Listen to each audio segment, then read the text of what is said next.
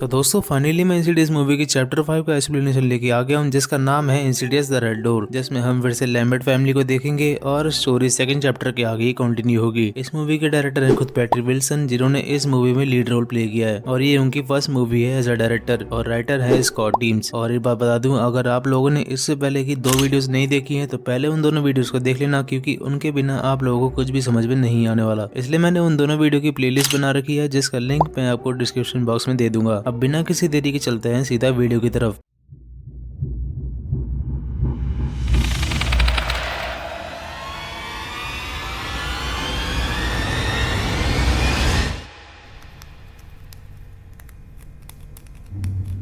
तो मूवी की opening scene में हमें दिखाया जाता है कि कैसे जॉश और डॉल्टन की मेमोरी को कार्ल ने सप्रेस कर दिया था, जिसकी वजह से उन दोनों को उस टाइम का कुछ भी याद नहीं रहेगा और दोनों ही अपनी एबिलिटीज के बारे में भूल जाएंगे। अब यहाँ से स्टोरी शुरू होती है 10 साल बाद की, जहाँ हम लैम्बर्ट फैमिली को देते हैं और लॉरेन की डेथ हो चुकी है और सब उसके फ्यूनरल पे आए हैं। अब कैली के छोड़ के इस मूवी में एक्टर्स सभी वही हैं जो कि पहले के पार्ट्स में थे। अब आगे हमें पता लगता है कि डॉल्टन, जिसको बचपन से ही ड्राइंग का शौक है, उसने आर्ट्स कॉलेज में एडमिशन ले लिया है, जिस बात पे रेनी जॉर्ज को बोलती है कि ये अच्छा मौका है डॉल्टन का साथ देने का और तुम्हें उसको उसके कॉलेज छोड़ने जाना चाहिए। जिस बात पे जॉर्ज कहता है कि डॉल्टन नहीं मानेगा, तभी रेनी बोलती है कि बाप तुम हो वो नहीं। और यहाँ हमें पता लगता है कि रेनी और जॉर्ज का डिवोर्स हो चुका है। अब ये सब बोल के वो वहाँ से चले जाते हैं, तभी जॉर्ज को वहाँ पे एक आदमी दिखता है जो कि लॉरेन के फ्यूनरल के पास से वापस जा रहा था, और वो आदमी होता है कार्ल। हालांकि जॉर्ज को उसका चेहरा याद था, पर उसके अलावा उसको कुछ भी याद नहीं था। जिस बात पे कार्ल बोलता है कि लॉरेन का वो पुराना दोस्त है, और फिर वो वहाँ से चला जाता है। अब जॉर्ज डॉल्टन को मैसेज करके पूछता है कि क्या वो उसके कॉलेज तक उसको छोड़ने आ सकता है, जिस बात पे डॉल्टन थोड़ी देर बाद हाँ कर देता है। अब वो सीधा हाँ तो नहीं करता, पर एक तरह से उसकी हाँ ही थी, और फिर जॉर्ज ये सुन के खुश होता है और वो वहाँ से चला जाता है। पर यहाँ हम व्यूअर्स एक चीज नोटिस करते हैं कि कोई चीज जॉर्ज की गाड़ी की करीब आ रही थी और फिर तुरंत बाद ही वो चीज गायब हो गई, जहाँ हम समझ पाते हैं कि वो किसी की आत्मा थी। और यहाँ पे होता है मूवी का इंट्रो। अब अगले सीन में हम देते हैं कि जॉर्ज डॉल्टन को उसके कॉलेज छोड़ने जाता है, जहाँ पे फ्लर्ट पार्टी के इनवाइट मिल रहे होते हैं, जिसको डॉल्टन लेने से मना कर देता है, तो उसकी जगह वो इनविटेशन ले लिए जॉर्ज ने। अब दोनों डॉल्टन के कमरे में पहुंचते हैं, और कमरे में पहुंचते ही डॉल्टन जॉर्ज को छोड़ के सबके स्केचेस वहाँ पे लगा देता है, क्योंकि उसने जॉर्ज का स्केच कभी बनाया ही नहीं। अब तभी वहाँ पे आ जाती है लड़की, जिसका नाम होता है क्रिस। अब उसको देख के दोनों हैरान थे, क्योंकि उन्हें लगा था कि क्रिस किसी लड़के का नाम होगा। अब कुछ भी ऑकवर्ड ना हो, इसलिए क्रिस ऑफिस में चले जाती है खुद का रूम बदलवाने के लिए। अब तभी जॉर्ज डॉल्टन को उस पार्टी के इनवाइट देता है ताकि वो थोड़ा एंजॉय कर सके, जिस बात पे दोनों में झगड़ा हो जाता है और बात इतनी बढ़ जाती है कि जॉर्ज को वहां से जाना पड़ता है। अब अगले सीन में हम क्रिस को देखते हैं, जो कि बोलती है कि आज उसको यहीं पे सोना पड़ेगा, पर कल तक उसका रूम चेंज हो रहेगा। वो अपना मेलोडी का बजा रही थी, और फिर डॉल्टन भी उस मेलोडी का को बजाने लगता है, जिसपे वो अपनी माँ का गाना बजाता है। अब क्रिस काफी एक्सट्रोवर्ट टाइप की लड़की थी, तो वो डॉल्टन से बिना रोके बात किए जा रही थी, और इसी बीच डॉल्टन उसको बता देता है कि उसको अपने बचपन का 1 साल याद नहीं है, क्योंकि वो उस टाइम पे कोमा में था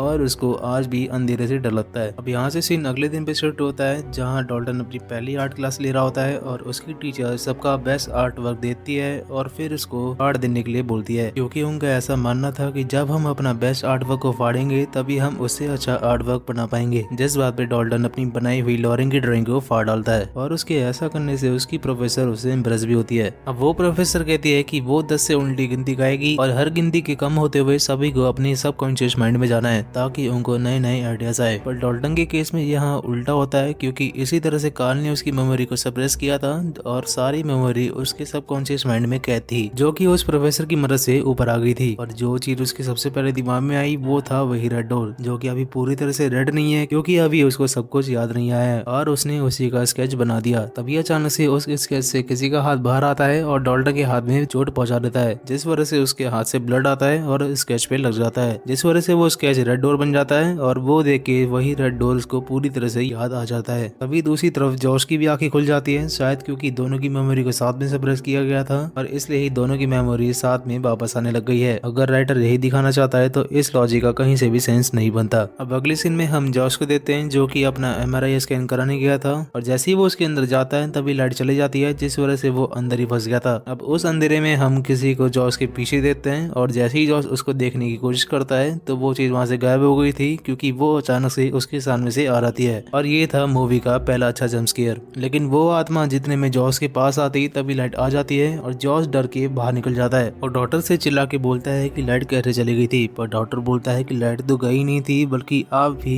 15 मिनट से सो रहे थे। इसका मतलब था कि जॉस फिर से पहुंच गया था उन आत्माओं की दुनिया में जो कि है द फर्दर, इसलिए ही उसे वो आत्मा दिखी थी। अब डॉक्टर उसे बताता है कि उसके दिमाग में कोई भी दिक्कत नहीं है और वो बिल्कुल ठीक है। पर ये जवाब सुन के जॉस बिल्कुल भी खुश नहीं था, क्योंकि उसको सब कुछ फॉगी क्यों लगता है उसका उसे जवाब नहीं मिला। और दूसरी तरफ हम डाल्टन को देखते हैं जो कि उसी पेंटिंग को अपने रूम में ले आया था और दीवार पे टांग देता है। और तभी वहाँ की लाइट चले जाती है और हम सभी को पता है कि डाल्टन को अंधेरे से डर लगता है, इसलिए वो जॉस की दी हुई पावर सप्लाई की मदद से वहाँ पे रखा हुआ लैंप जलाता है जो कि रेड कलर का था, क्योंकि उस पे लगा हुआ था किसी का खून। और जैसे ही वो वहाँ के बेड पे बैठता है तभी उसको उसी डीमन के हाथ दिखते हैं। इतने में ही कोई चादर से उसके ऊपर झपट्टा मार देता है। पर तभी इतने में क्रिस आ जाती है जो कि देती है कि डाल्टन चादर के साथ अजीब हरकतें कर रहा है, पर रियलिटी में तो किसी आत्मा ने उसके ऊपर वो चादर डाली थी। तभी क्रिस अपना सामान पैक करने लगती है, क्योंकि उसको नया रूम मिल चुका था जो कि था डाल्टन के जस्ट ऊपर वाला कमरा। और तभी क्रिस को वहाँ पार्टी वाला इनविटेशन मिल जाता है, जिसे देख के वो डाल्टन को अपने साथ चलने के लिए बोलती है,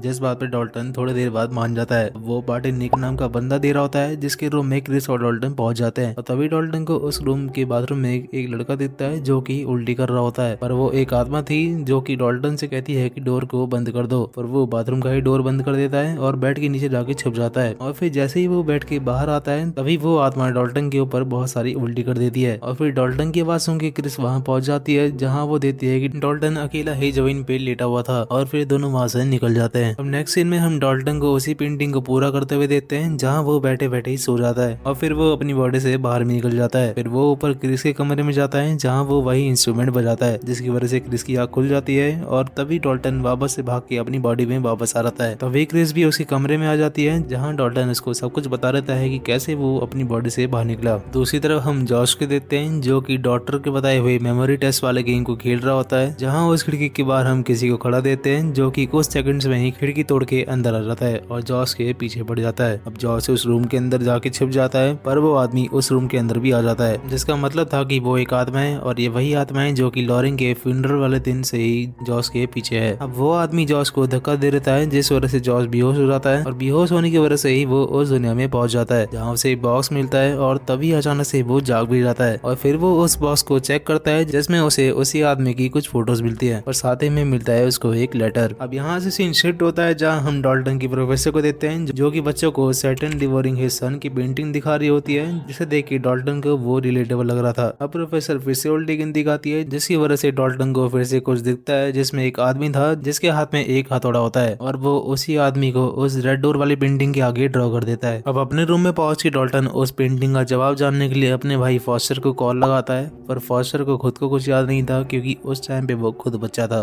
तभी क्रिस डाल्टन को एक यूट्यूब वीडियो दिखाती है, जिसमें हम स्पेक्स और टगर को देखते हैं जो कि बताते हैं कि उस एबिलिटी को हम एस्ट्रो प्रोजेक्शन बोलते हैं। पर डाल्टन को ये याद नहीं था कि इन दोनों ने ही आज से 9 साल पहले एलिस के साथ मिलकर उसकी मदद की थी। अब उसी वीडियो के नीचे एलिस की वीडियो आ रही होती है, जिसको प्ले करने पे डाल्टन को द फादर के बारे में सब कुछ पता लग जाता है। अब उस वीडियो को देखने के बाद डाल्टन को वही आत्मा याद आती है जिसको उसने उस पार्टी वाले घर में देखा था, इसलिए वो उससे बात करने के लिए फिर से क्रिस के साथ उस घर में चला जाता है ताकि वो उस आत्मा से बात कर सके। डाल्टन अपनी बॉडी से बाहर निकल जाता है, पर उसके बाहर निकलते ही वहाँ रेड फेस डीमन आ जाता है जो कि क्रिस का गला दबा के उसको लगभग मारने वाला होता है। पर एंड वक्त पे डाल्टन अपनी बॉडी में वापस आ रहता है और क्रिस बच जाती है। अब क्रिस लगभग मरने वाली थी, जिस वजह से वो काफी ज्यादा डर जाती है और वो अब डाल्टन का साथ नहीं देगी और उसे भी वो इन सब चीजों से दूर रहने के लिए बोलती है। अब दूसरी तरफ हम जॉश को देखते हैं, जिसने पता लगा लिया होता है कि उस आदमी का नाम बेन बर्टन था और वो और कोई नहीं बल्कि जॉश का ही डैड था, जिसने आज से 40 साल पहले अपनी जान ले ली थी। पर जॉश की माँ लॉरेन ने बताया था कि उसके डैड उसको छोड़ के चले गए थे। दरअसल जॉश के डैड के पास भी वही एबिलिटी थी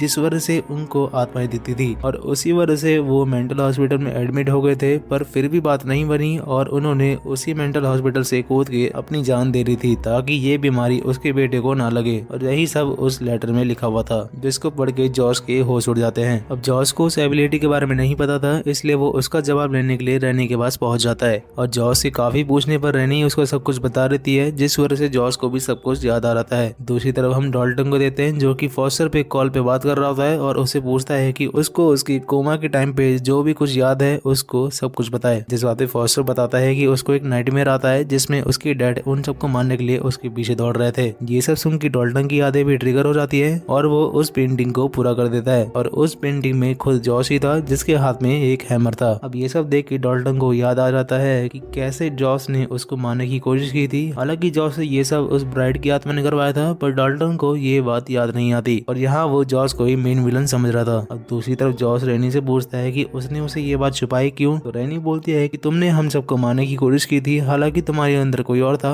पर थे तो तुम ही। और ये सब बात वो बच्चों को झूठ बताती थी कि ये सब सच नहीं था और यही झूठ बोल बोल के वो थक चुकी थी और इसलिए ही उसने जॉस को डिवोर्स दिया था। अब यकीन नहीं होता कि ये सब वाहियात बातें रैनी बोल रही है और दूसरी तरफ डॉल्टन भी जॉस को ही गलत समझ रहा था, पर उसको ये याद नहीं आता कि वो खुद अपने बाप को बचाने के लिए उस दुनिया में वापस गया था और कैसे जॉस ने ही उसको उस रेड फेस डीमन से बचाया था। यहाँ राइटर ने पूरी मूवी का बेस इतना घटिया बनाया है कि क्या बताऊं। और इस मूवी का जो सबसे स्ट्रॉन्ग पार्ट था राइटर ने उसी को तोड़ डाला, जो कि था फैमिली स्पिरिट। शुरू में ही जॉस की माँ मर चुकी है, बीवी ने डिवोर्स दे दिया है और बच्चों से भी वो ठीक से मिल नहीं पाता और यहाँ तक कि उसने जिसके लिए इतना कुछ सेक्रीफाइस किया आज वही उसको कुछ नहीं समझता। मतलब क्या ही बेकार स्क्रिप्टिंग है। खैर अब आगे रहने की ये सब घटिया बातें सुन के जॉस वहाँ से वापस जा रहा होता है, तभी फॉस्टर उन दोनों को डॉल्टन की भेजी हुई वो पेंटिंग दिखा देता है, जिसको देख के वो दोनों समझ जाते हैं कि डॉल्टन खतरे में है। अब डॉल्टन उसी दुनिया में सेम जगह पे पहुंच जाता है जहाँ पे ब्राइड की आत्मा उनके पीछे पड़ी हुई थी और छोटा डॉल्टन भी दूसरी दुनिया में पहुंच चुका था। अब उसको जॉस उसी हैमर से मारने वाला था और ये सब देख के बड़ा वाला डॉल्टन गुस्से में आग बबूला हो रहा था, पर उस बेवकूफ को अपनी बॉडी देख के ये याद नहीं आया कि उस टाइम पे वो अपने डैड को ही बचाने गया हुआ था। अब बड़ा वाला डॉल्टन जॉस से जाके भिड़ जाता है ताकि उसको वो रोक सके, पर रियल में हुआ ये था कि एलिस ने दूसरी दुनिया में मिशेल की आत्मा को मार दिया था, जिस वजह से ब्राइड की आत्मा भी फ्री हो गई थी और इसलिए ही जॉस बच पाया था। पर यहाँ राइटर ने अलग ही कहानी बना दी है जिसका कोई सेंस नहीं बनता। अब जॉस और डॉल्टन आपस में लड़ रहे थे और तभी वो ब्राइड की आत्मा डॉल्टन का गला दबा देती है, जिस वजह से डॉल्टन उसी रेड फेस डीमन के पास पहुंच जाता है और यहाँ पे सेम वही सीन क्रिएट हो रखे थे जो कि बचपन में छोटे डॉल्टन के साथ हुए थे। वो डॉल्टन उन सभी सीन्स को पहचान जाता है सिवाय उस सीन को छोड़ के जब जॉस डॉल्टन को बचा के लाया था। मतलब बेवकूफी की भी हद होती है। अब अगली सीन में हम देखते हैं कि डॉल्टन जा चुका था, पर उसकी बॉडी में डॉल्टन नहीं वही रेड फेस डीमन घुस चुका था और वो क्रिस को मारने ही वाला था, पर वहाँ पे जॉस की आत्मा पहुंच जाती है क्योंकि जॉस भी अब इस दुनिया में डॉल्टन को बचाने के लिए पहुंच चुका था। फिर वो डीमन जॉस को बिना हाथ लगाए ही वहाँ से भगा देता है। मतलब एक और इलॉजिकल सीन। अब जॉस डॉल्टन की आत्मा के पास पहुंच जाता है जहाँ वो उसी हैमर से उसको मारने वाला था और डॉल्टन को लगता है कि अब वो नहीं बचेगा, पर वो डॉल्टन को नहीं उस चेन पे हिट करता है ताकि डॉल्टन को बचा सके। अब डॉल्टन बोलता है कि आपने उसको मारने की कोशिश की थी, जिस बात पे जॉस बताता है कि उससे वो सब ब्राइड की आत्मा ने करवाया था।